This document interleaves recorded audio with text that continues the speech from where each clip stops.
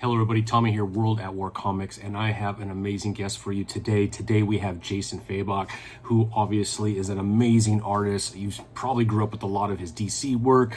He is now over on this all-star team of Ghost Machine, and he is stopping by, and we're going to be talking Rook Exodus and everything else that's going on within the Ghost Machine universe. But before we get into that, please head over to zoop.gg. Check out our current crowdfunding campaign for issue number 3 of Kingsville. You'll be able to pick up issue number 1.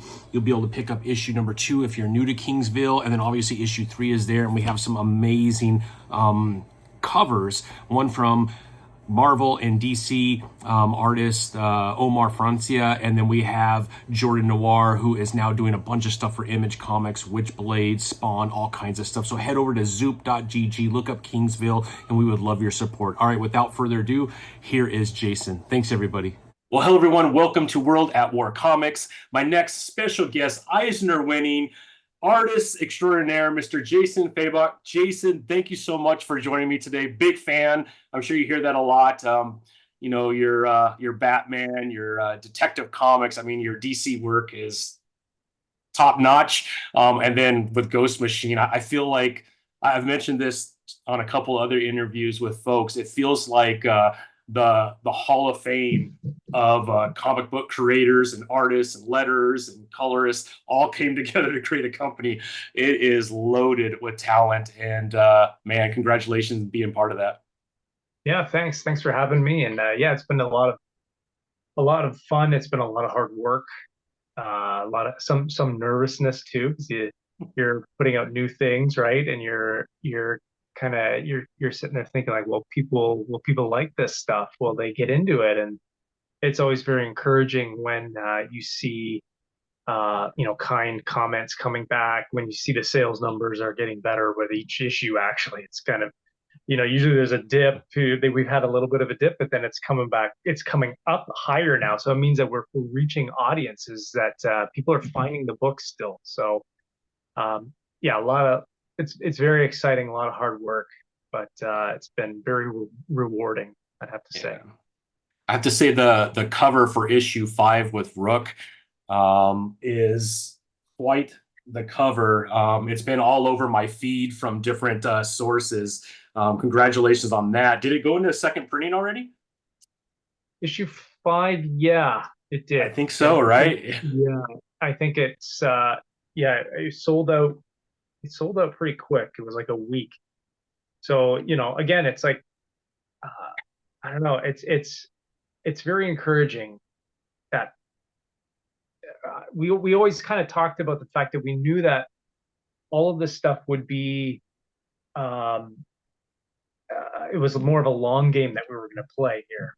You have to win over an audience over time, and I feel that I know for me myself, like I'm as a comic book fan, I've been hesitant to jump on new things um, in the past. And so, if a lot of fans are like me, they might be hesitant to jump into Ghost Machine, or are these guys just going to put out 5, 6 issues of a book, then they're all going to go back to DC and Marvel or whatever, give up on this thing.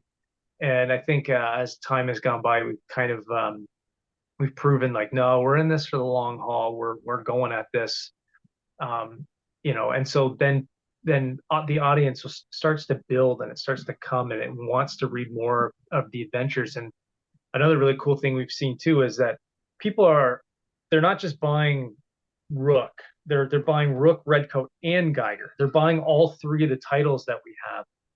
So uh, that shows you that we're winning over, and all 3 books are different from each other, but we're winning over that audience, and they're coming, and they're picking up each of the books, and they're reading them too.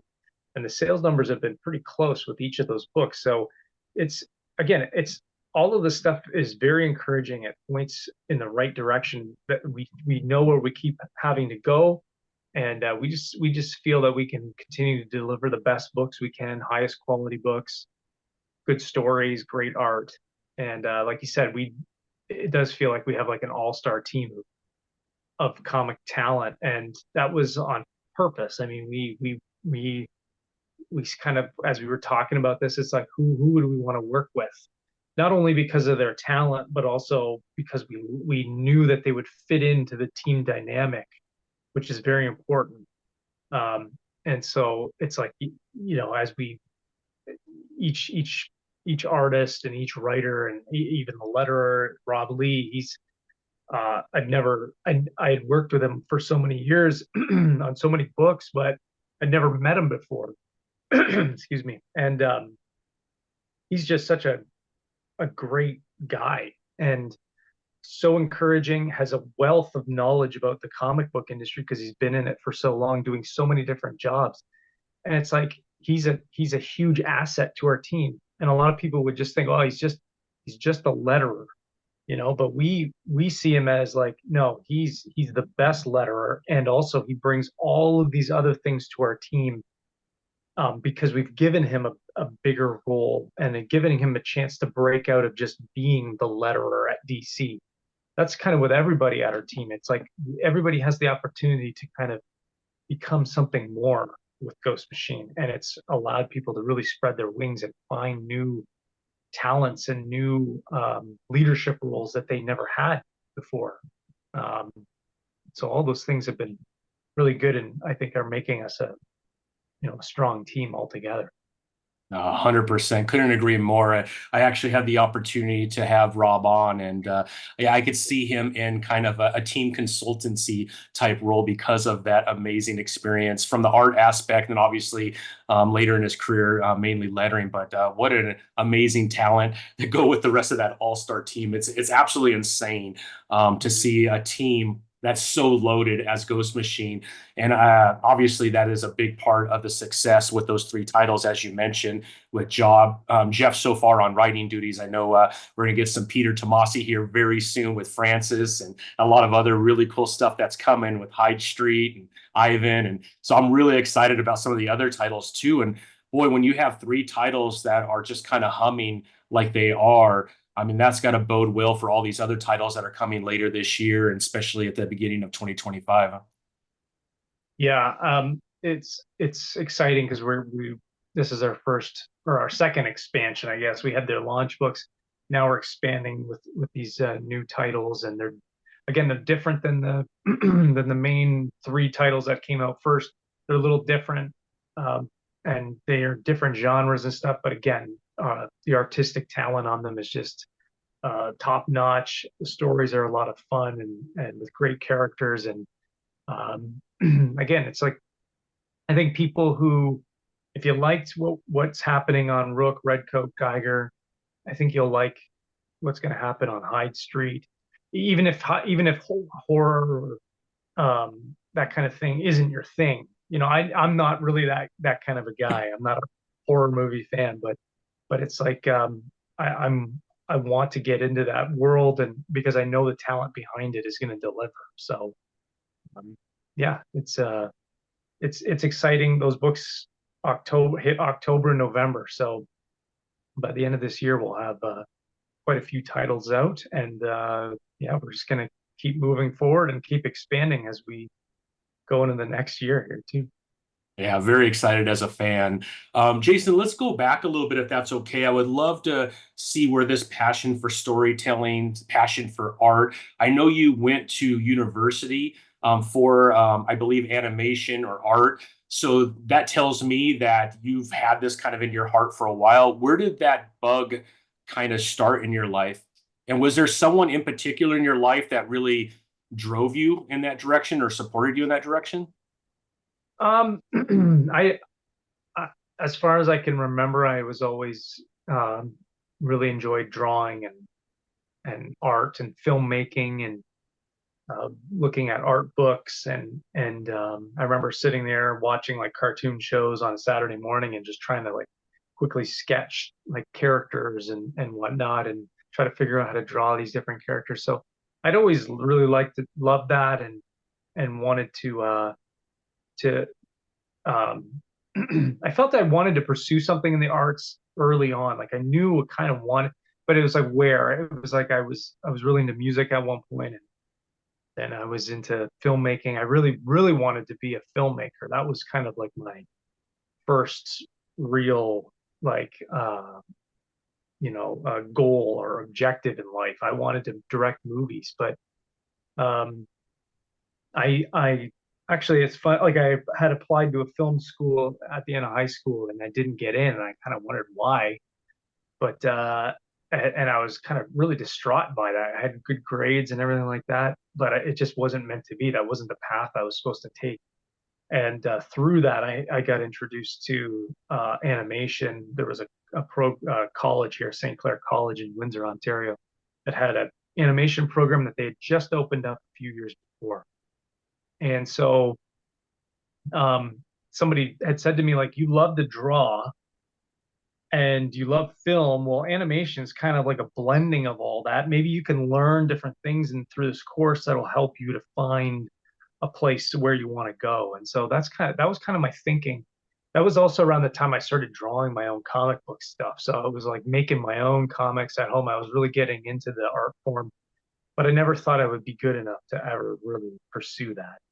And then, yeah, I went through college and um, kind of came out of that with a whole bunch of different skills, but I knew I didn't want to be an animator. I didn't want to go into that. I was offered jobs right out of college to go and work up in Toronto, but I just didn't feel right about it. And so I pursued more illustration stuff. And then eventually I met David Finch, and then he kind of trained me and helped me break into the industry. This was in 2010. And so, yeah, that's kind of like a quick overview. There was lots of ups and downs in there too. But as for people, I mean, I don't know. Like, my parents were very supportive, always supporting me in whatever I wanted to do. Um, whatever I wanted to pursue, they were there, ready and willing to support me. Um, Same with my grandparents and my brother and all that kind of stuff. And um, I had some really good teachers through my school years. I always seemed to land with different, like, teachers who were really encouraging of my talent and would let me just draw and do all that kind of stuff. And there was a bunch in grade school, a bunch in high school as well. So, but yeah, when I met David Finch, that's kind of when everything kind of really clicked together. And I still, uh, to me, he's still my favorite artist, and he's still somebody I would consider a mentor, but also a friend and a colleague now too. But he and his wife really helped me to get get me to where I am now. They helped me open some doors and and just pursue that. And so and I made the most of my opportunities when I had them too. So but yeah, those are, I guess that's a little bit of a background of Yeah. where I've come from. Yeah. Yeah, my understanding is you actually reached out to David, right? He lived fairly close to you, if I'm not mistaken. What was that like, and where did that bravery come from? I'm thinking as a young person coming out of college, you have this desire, and then you reach out to David Finch, which I think is awesome that he lives so close. I mean, what was that first conversation like, and did he just kind of bring you under his wings right away? Was it that simple? Yeah, so he came and spoke to my class when I was at the animation college. And I remember him bringing in some pages. He was working on Avengers, was it called Avengers Disassembled or something like that? And so, like, uh, I remember him bringing in some pages like She-Hulk, and she was all like roided out and going crazy and whatnot. And that was when he came in. I remember thinking, um, like, it kind of clicked in my mind. I always thought like comic book art and doing all that kind of thing like was such a foreign kind of thing. Like, everybody was from New York or lived in New York or they lived in LA. And this guy here he lives in my area. Everything in this area is around 30 minutes away from each other. But he's about 30 minutes away, and it just kind of clicked like, oh wow, like, here's somebody from my local area who's made it, and he's from here. He's born and raised here, and he lives here now, and he's doing this. And he's at that time he was at the top of Marvel Comics, and I remember that kind of really gave me some confidence to maybe, okay, maybe I can make this a dream, like this goal a reality. And then a friend of mine through the animation college, when I had finally created a little portfolio, he knew David. And so he said, hey, why don't you send in your portfolio to him and name drop me? And so I did. I sent him an email, and I just kind of said like, hey, would you mind, could you give me a couple pointers? I'm from the area, blah blah blah. And I didn't really expect much from him. I figured he was busy, and he actually emailed me back and said, hey, why don't you come over to my place? It's easier if I just show you some stuff. Wow. So I was very nervous about that. And so I told him, okay, I can come over on this day. And I went there and I showed him my art. And I remember him being very tough that first meeting. Looking back on it, I think he was kind of testing me to see if I could take criticism. And he was very critical. The one thing about David is that he just tells the truth. Like, he's very truthful. He doesn't sugarcoat it. I'm not that good with that kind of stuff.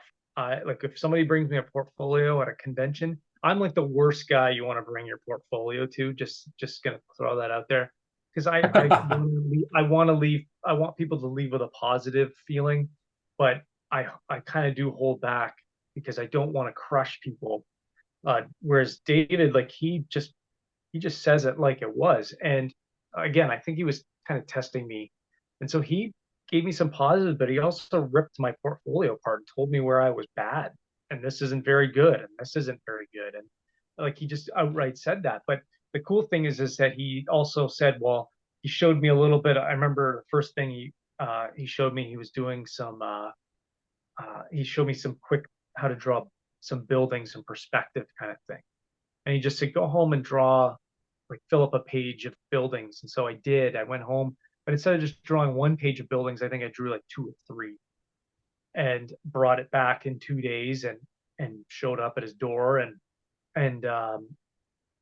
you know showed him what I had, and he again, like, was okay. This is a little better, but this is where you're wrong. This is where, go back and do it again. And so it was kind of like that. And so uh, yeah, I had to develop a bit of a thick skin, and that's something that is very important if you want to be an artist. You have to have a bit of a thick skin, and the problem is a lot of artists have a lot of ego, and they think that their stuff is perfect and it's art, and you can't critique it and all. But it's like, no, you can always be better, and you can always get better. And I think that critical kind of way of looking at things still is with me. In fact, I struggle quite a bit. A lot of the behind the scenes people don't know is I will redraw things 10, 20, 30 times sometimes, like, just to get an image. And even then, I'm not really happy with it. It doesn't just flow naturally from me. I really have to fight with a lot of my stuff. But I also think it's because I do have a hypercritical eye. And so I see every little mistake and I get angry at myself, and that kind of thing. But so there's you can be overly critical. I'm very much like that. But Is that a benefit to you, Jason? Do you think that's kind of the drive that has gotten you to this point, or do you think there's more negative from that of being too hard on yourself? Like, how do you um, see that yourself? yeah, I think it's a little bit of both. I think it has helped me to get further and farther because I was willing to. I did things that people, artists would, like Dave. I remember him telling me, never look up reviews of your work. Like, never look them up. Don't look at. And I did. I would look it up and I would read what people, and when you're starting off, like, you're not great. And so people were ripping my artwork apart, and it was like, it would hurt. But at the same time, I would make little notes like, okay, I need to work on this. I need to work on faces. I need to work on this and that, and I need to bring in some other influences. Everybody, because Dave pretty much just taught me how to draw like Dave does, and in my mind, that's still what makes the most sense of how to draw. But it's like, okay, he kind of told me, like, over time, bring in other influences, look at how other guys are doing things, bring that into your artwork, and your artwork will start to change and morph. And so I started doing that. But like, I would being able to to ask for help, being able to like Brian Cunningham, one of our editors now at Ghost Machine, he was my editor at DC for years. And so I would ask him, like, can you critique this book? Like, what can I do better next time? And he would give me his thoughts, and I would go, okay, like I can work on that. And I think just him, I think when you have that kind of mindset, yeah, it helps you to keep pushing yourself to go farther and further and become better. But the negative is that I can get really down on myself, and I can get very in a negative mood and mindset. And some days I'm just like, I sit there and I just like, I think like I want to do something else. Like I just don't, I'm not having fun. This needs to be perfect and blah blah blah blah blah. And it's a hard thing to kind of, but then the book comes out and people really like it, and they don't see all the mistakes that you thought they would see. And then you go, okay, uh, maybe I'm too harsh on myself. But there's certain images you really want to get. Like there's certain like your number one cover, Rook number one cover. It's like we ended up just using the big poster spread that we had come up with, because I could not come up with something I liked, and I thought like that pretty much sums up what I wanted. And so we ended up just using that as like a big 2-page spread, but I made sure it worked as a cover. But like right now, I'm trying to figure out the collected edition cover. I've redrawn like it like so many times it's getting annoying. It's like I need almost I need to like move on to something else, and then usually sometimes those, by moving on and doing something different, then the idea all of a sudden will hit you and you go, okay, that's what I want to do, and then you draw the right image, and then you're like, okay, that's it. So yeah, my wife would she doesn't like the negativity that I can have over it. But it's, again, I care. I don't know. I care too much about. I care a lot about this. I want to deliver the best product I can. It is personal to me, and I want to do the best job I can. And I want my art to speak and say something, and to be powerful. And I want to get that feeling out of the artwork. A lot of times that's what you're aiming for. And when you don't get it, when you don't get there, you feel like you failed in some way, even though the reader doesn't see that, but as an artist you do. And so I don't know if I don't think it'll ever change. I think I'll always be very, unless I changed my style totally and just was more loose and didn't care anymore. But I don't want to get to that point, you know. Do you find that it gets a little bit easier the more experience you have, or do you feel like you critique it the exact same way you did 10 years ago? Does get a little easier. Like, if you ask me to draw Batman, it's like I know exactly what I'm doing. But with Rook, it took me a long time to figure it out.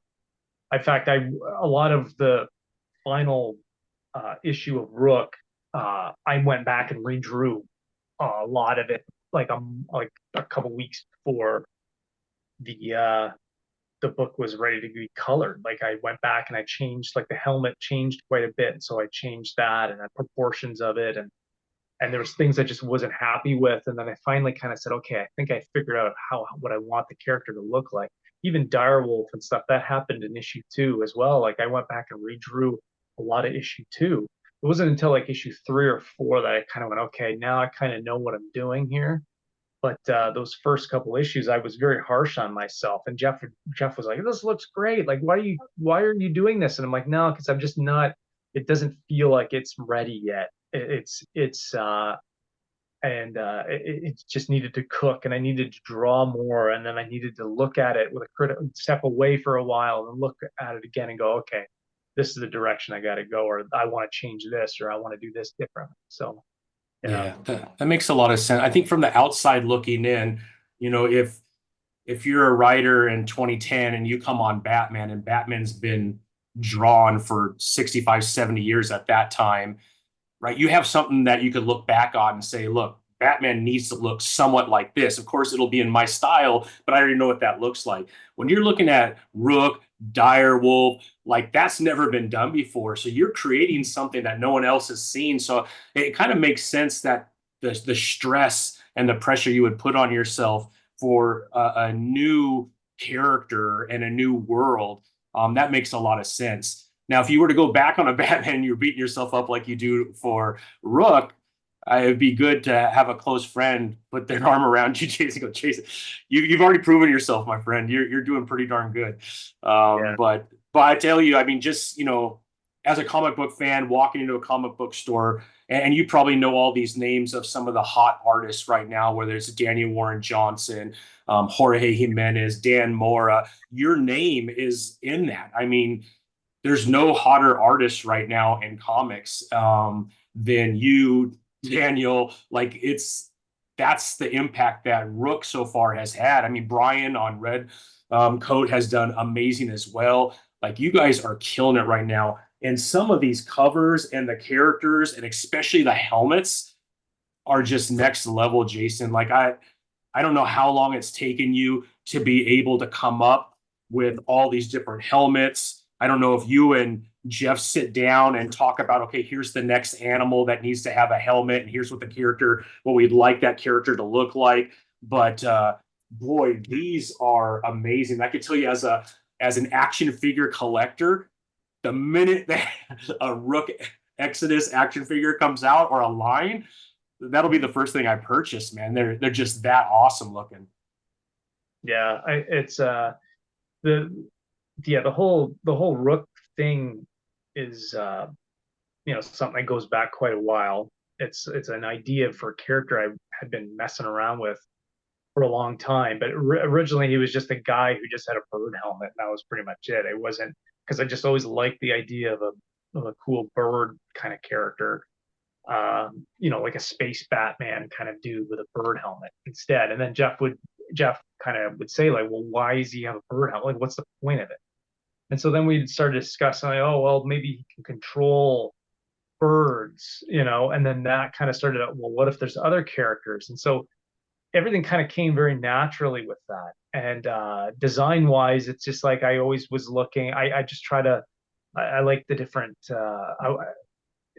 I actually, it's funny. Like when I'm designing the helmets, a lot of them, it's like I look at the skulls of the animal, so it looks a little meaner, and then mix that with some of the silhouette of like the animal with skin and whatnot, and kind of tried to create something interesting and unique. But it's tough, and so, some characters are going to land, and some you kind of sit there and go, yeah, I wish I would have done this a little differently.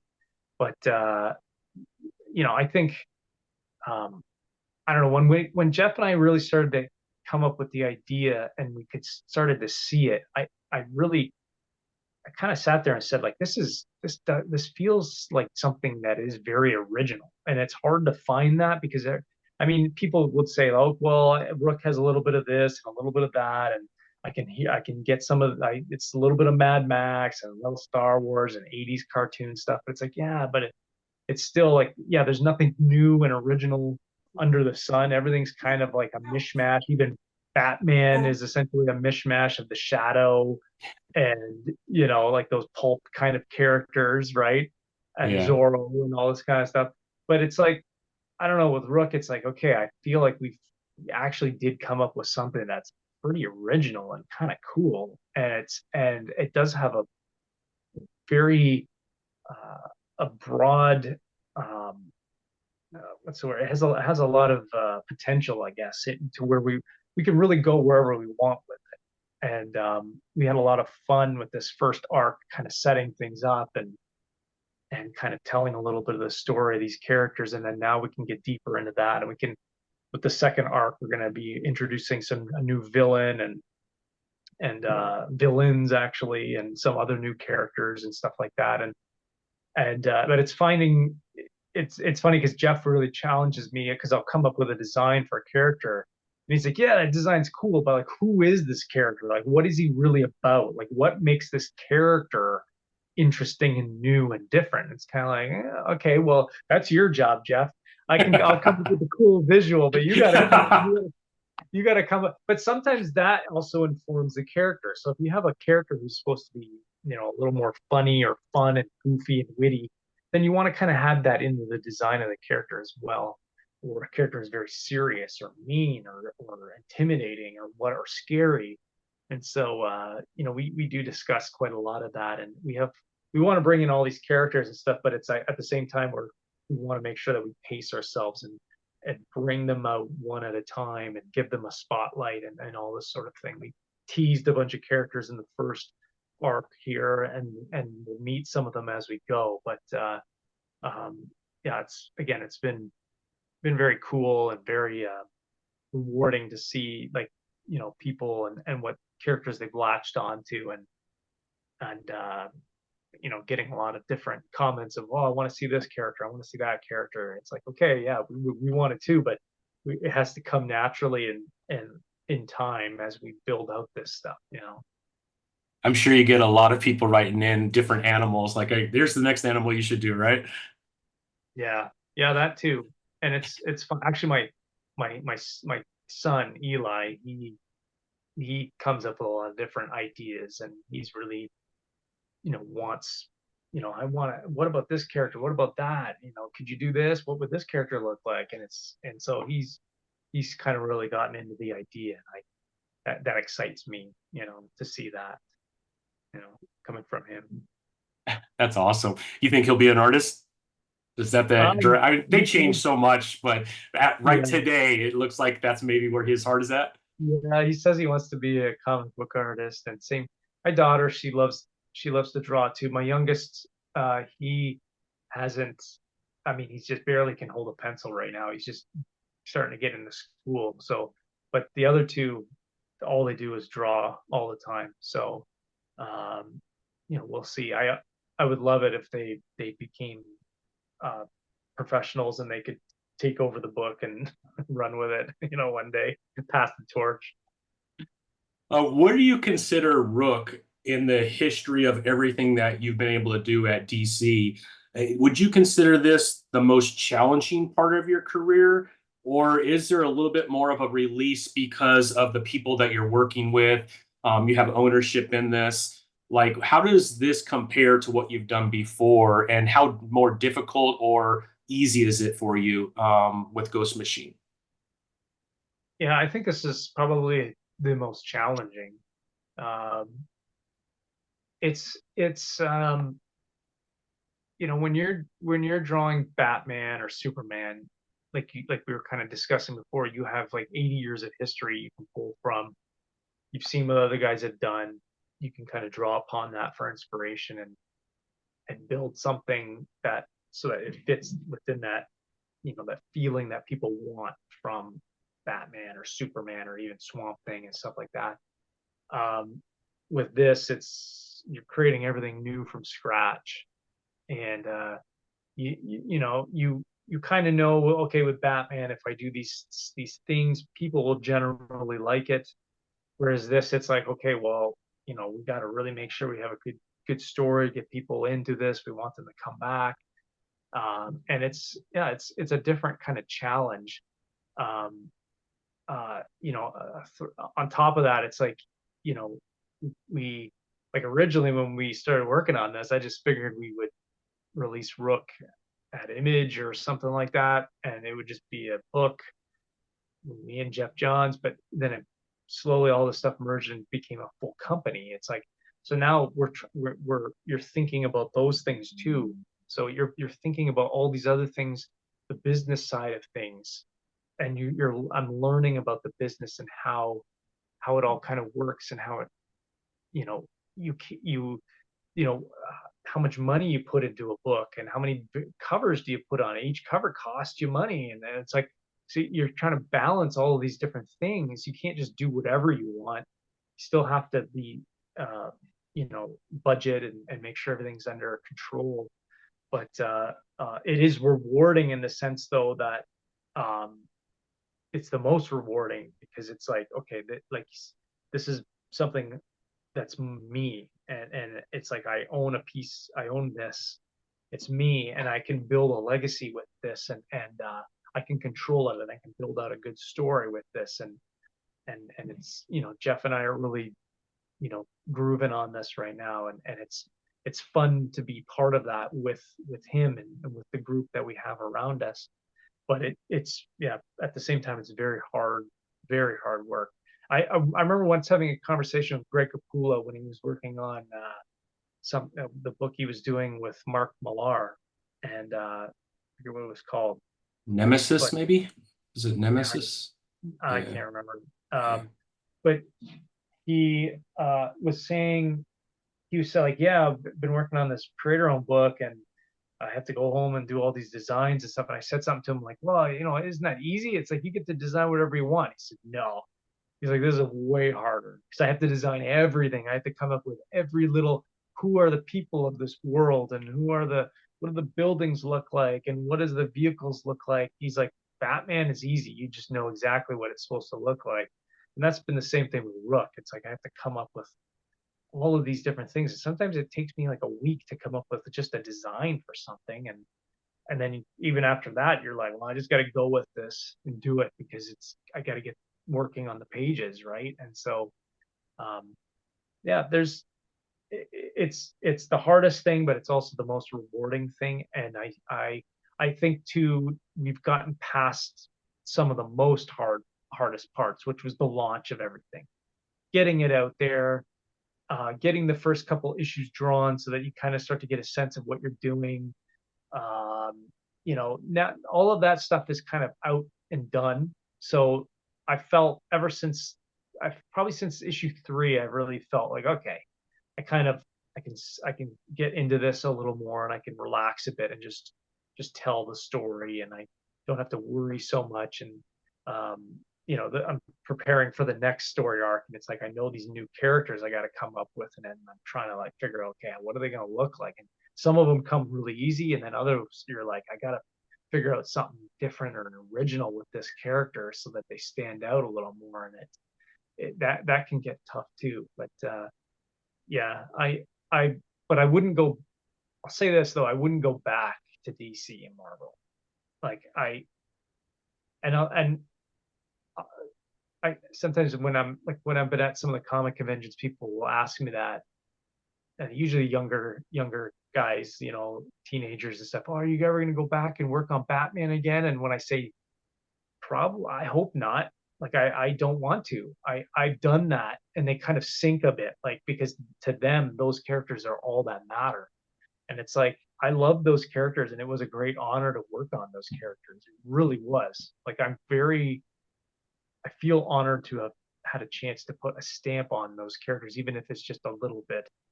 Um, but this was always, I felt like the goal. It was always to get to the point where you could do your own thing, create your own characters, and build something outside of the big two.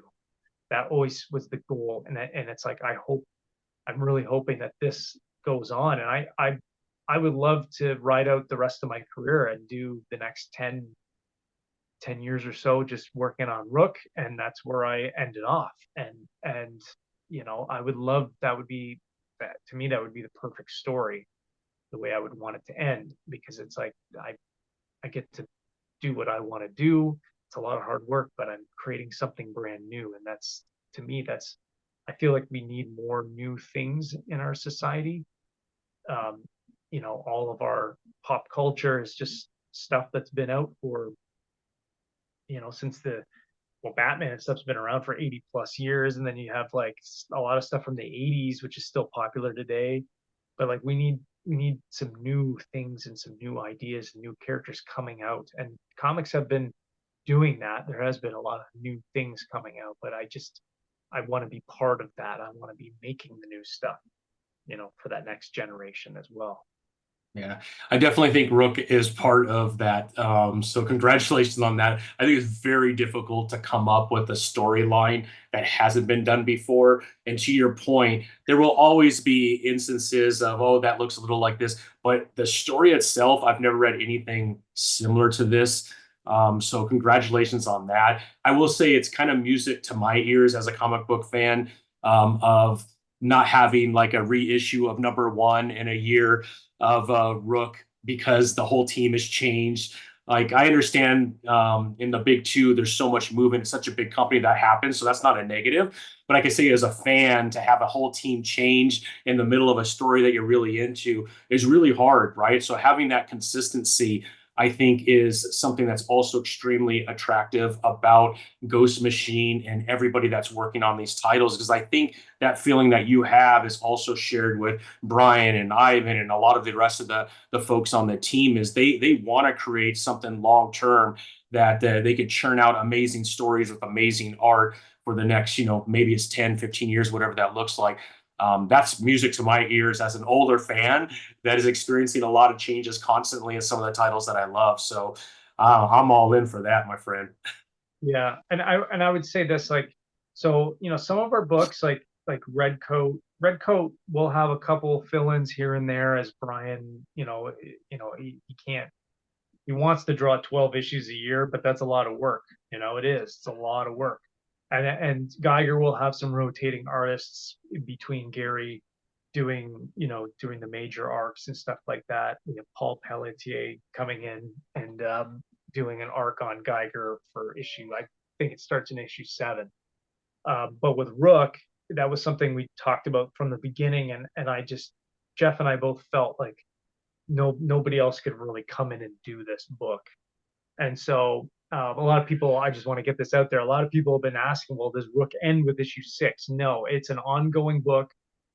Issue 7 will come out, but the plan has always been to put out 6 issues a year, and then in between, those issues, I'm working on issue 7 right now. I want to get ahead so that when we bring the books back out in the springtime, we have 6 ready to go.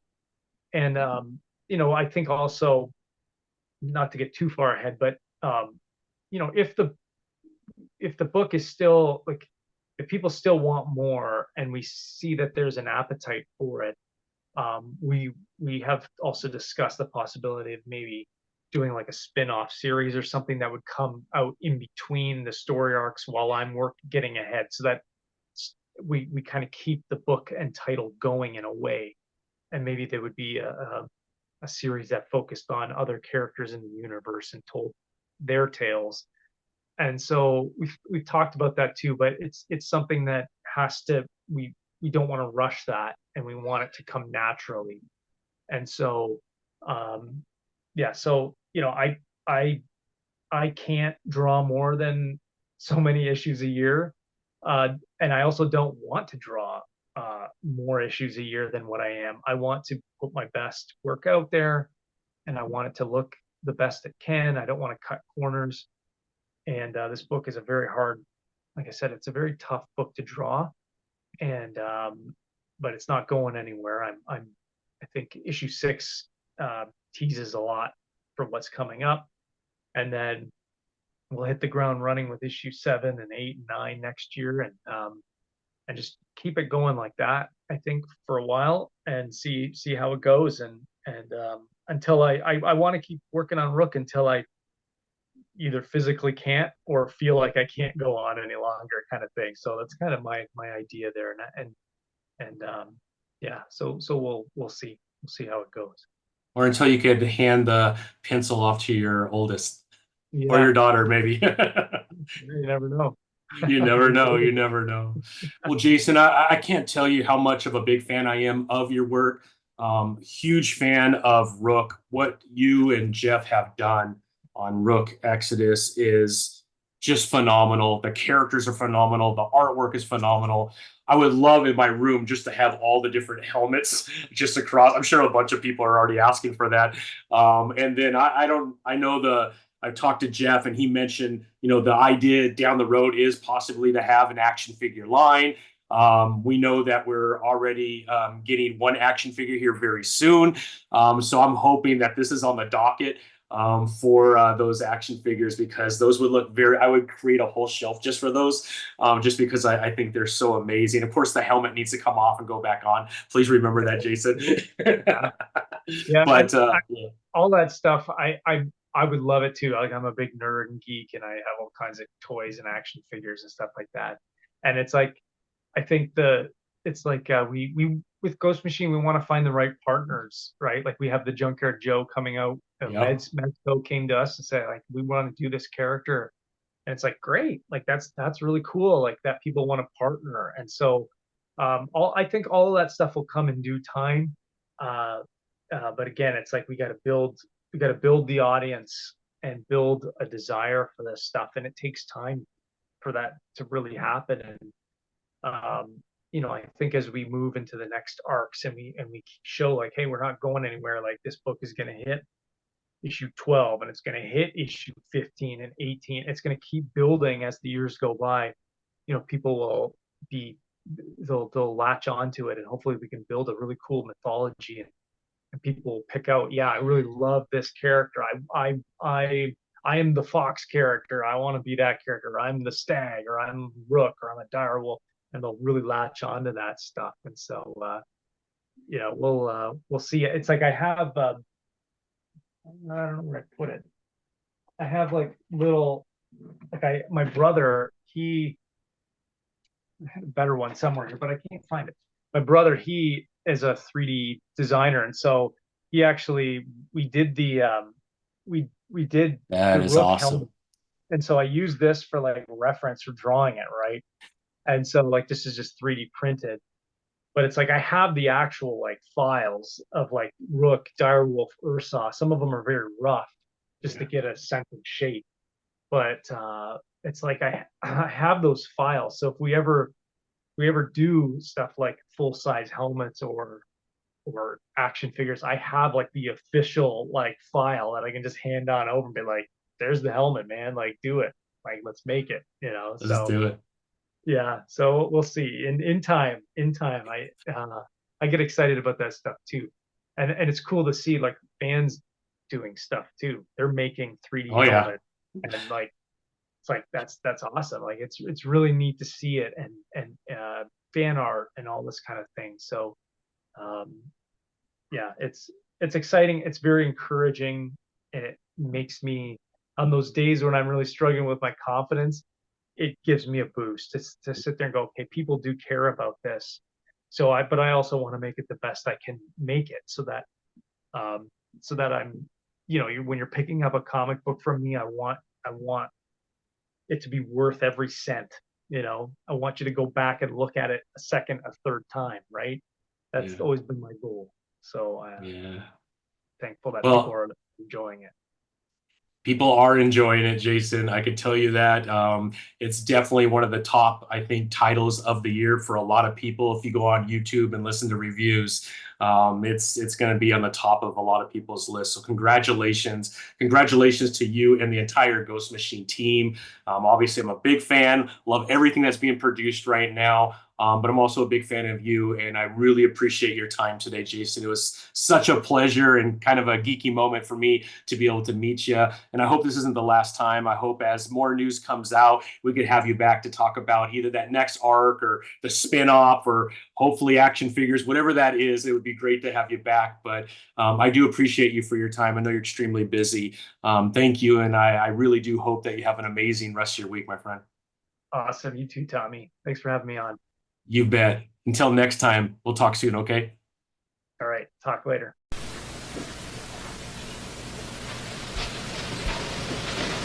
You're still here? It's over. Go home. Go.